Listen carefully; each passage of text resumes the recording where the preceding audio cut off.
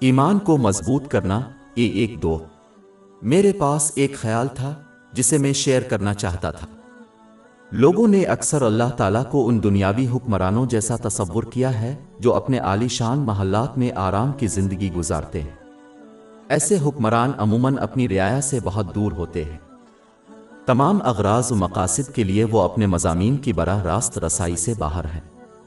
ان کی رعایا کے لیے ان تک پہنچنے کا واحد راستہ منتخب اور پسندیدہ درباریوں کے ذریعے ہے، اور یہاں تک کہ اگر کوئی رعایا کسی درباری کے ذریعے اپنی درخواستیں پہنچانے میں کامیاب ہو جاتی ہے تو یہ حکمران اکثر اس طرح کی درخواستوں کا براہ راست جواب دینے کے لیے بہت مغرور ہوتے ہیں۔ یہ ایک درباری کے کام کا ایک پہلو ہے، ایک حکمران کو اس کی رعایا کی درخواستیں پہنچانا اور رعایا کو حاکم کا جواب بھی پہنچانا۔ چونکہ اللہ تعالیٰ کا تصور اکثر ایسے دنیاوی حکمرانوں کی صورت میں ہوتا ہے، بہت سے لوگ اس غلط عقیدہ کا شکار ہو جاتے ہیں کہ اللہ تعالیٰ عام انسانوں کی پہنچ سے بالاتر ہے۔ یہ عقیدہ مزید پھیل گیا کیونکہ بہت سے شریر لوگوں نے اس خیال کو پھیلانا فائدہ مند سمجھا۔ اس کی وجہ سے عام لوگوں نے محسوس کیا کہ اللہ تعالیٰ سے صرف طاقتور ثالثوں اور سفارشیوں کے ذریعے ہی رابطہ کیا جا سکتا ہے۔ ایک شخص کی دعا اللہ تک پہنچنے اور اس کی طرف سے قبول کرنے کا واحد طریقہ ان مقدس لوگوں میں سے کسی ایک کے ذریعے اس کے پاس جانا تھا۔ اس لیے ان مذہبی شخصیات کو تحفہ دینا ضروری سمجھا گیا جنہیں قیاس سے اللہ تعالیٰ تک کسی شخص کی دعائیں پہنچانے کی سعادت حاصل تھی۔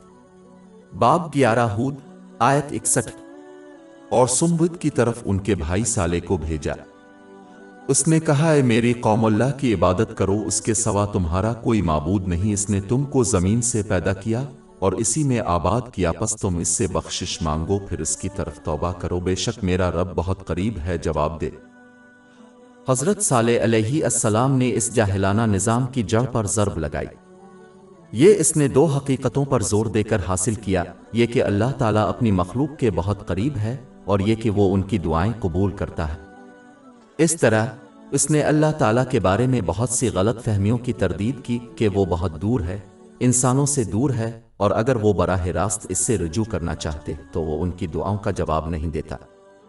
اللہ تعالیٰ بے شک ماورا ہے اور اس کے باوجود وہ ہر شخص کے بہت قریب ہے۔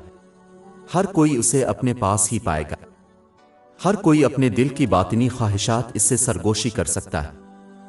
ہر کوئی اپنی دعائیں اللہ تعالیٰ سے علانیہ اور نجی، زبانی یا خفیہ طور پر پڑھ سکتا ہے۔